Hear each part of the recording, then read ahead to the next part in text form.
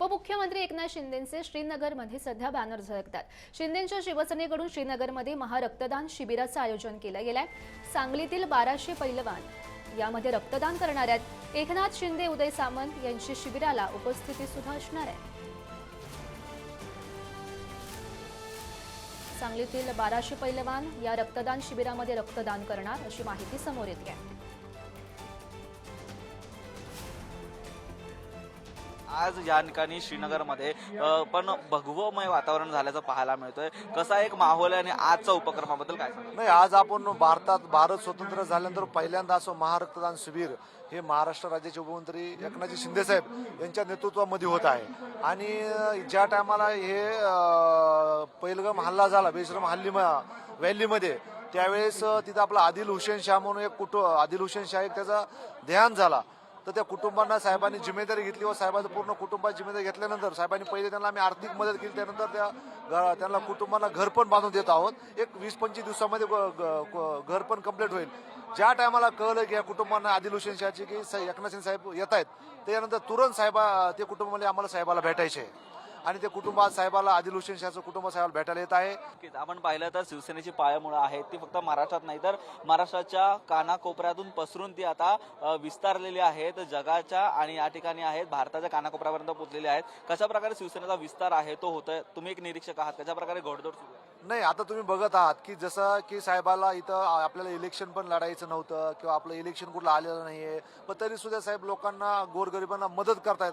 ही लोकांची भावना आहे किंवा हे भावनिक नेता आहे। जसं महाराष्ट्राला एकनाथ शिंदे साहेब जसे आपल्याला भावनिक आणि संवेदनशील नेते वाटते, तसं काश्मीरच्या लोकांना पण वाटतं की जसं एकनाथ शिंदे साहेबासारखा नेता हा काश्मीरमध्ये सुद्धा पाहिजे, म्हणून हे लोक आज काश्मीरचे लोक आज साहेबाशी जोडले जात आहेत। व्हिडिओ सतीश कदमसह निखिल चव्हाण, पुढारी न्यूज, श्रीनगर। आमचे चंद्रहार पाटील जे पैलवान आहेत सांगलीतून आणि सांगली कोल्हापूरच्या भागातून जवळपास 1000 रक्तदाते आज आपल्या भारतीय लष्करासाठी, भारतीय जवानांसाठी सीमेवर जाऊन जम्मू आणि काश्मीरमध्ये मोठ्या प्रमाणावर रक्तदान करणार आहेत। ही भूमिका आहे राष्ट्रभक्ती आणि देशभक्ती जागवणारी आहे।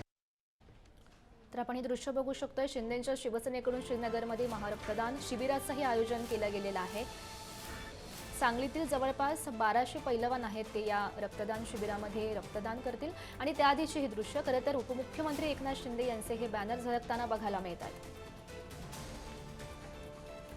हल्ल्यानंतर सर्वप्रथम मदत पोहोचवणारे आणि महाराष्ट्रातून मदतीसाठी पुढे येणारे म्हणजेच उपमुख्यमंत्री एकनाथ शिंदे आणि यांच्याच संपूर्णपणे ह्या ठिकाणी घोडदौडमध्ये जी पहलगाममध्ये मदत आहे ती उपमुख्यमंत्री एकनाथ शिंदेंनी पोहोचवलेली आहे। आपण पाहू शकतो दहशतवादी हल्ल्यामध्ये ज्यांचं कुटुंबीय आहे, त्या कुटुंबियांचे परिवार आहेत, ते या ठिकाणी गोळीबार त्यांच्यावरती झालेला होता आणि त्यांच्यामधून त्यांचं संपूर्णपणे घर आहे ते देखील हिसकावून घेण्यात आलेलं होतं। असं कुटुंबीय आहे, त्यांना मदत उपमुख्यमंत्री एकनाथ शिंदेंनी पोहोचवलेली आहे आणि त्यांचेच कुटुंबीय आज एकनाथ शिंदे यांना भेटणार आहेत, त्यांना मदत देखील पोहोचवलेली आहे।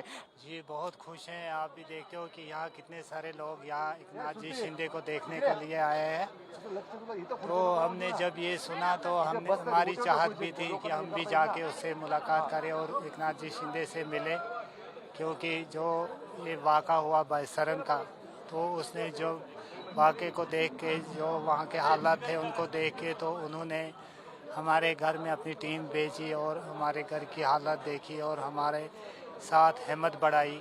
तो इसका हम बहुत बहुत शुक्रिया अदा करते हैं। उसको कोई लालच वोटों की नहीं है, तो फिर भी एकनाथ जी शिंदे ने वहाँ से आके हमें मकान बनाने का कहा, मदद की और हमारा साथ दिया और हमारे उस गम में हमें हिम्मत देते रहे। उनसे शुक्रिया अदा करना चाहता हूं, क्योंकि जो मतलब हमारे घर में ये इंसिडेंट हुआ था पहलगाम में, जिसमें हमारे भाई की जान गई थी, तो वो मुश्किल टाइम में वो उन्होंने हमारा साथ दिया। सतीश कदमसह निखिल चव्हाण, पुढारी न्यूज, श्रीनगर।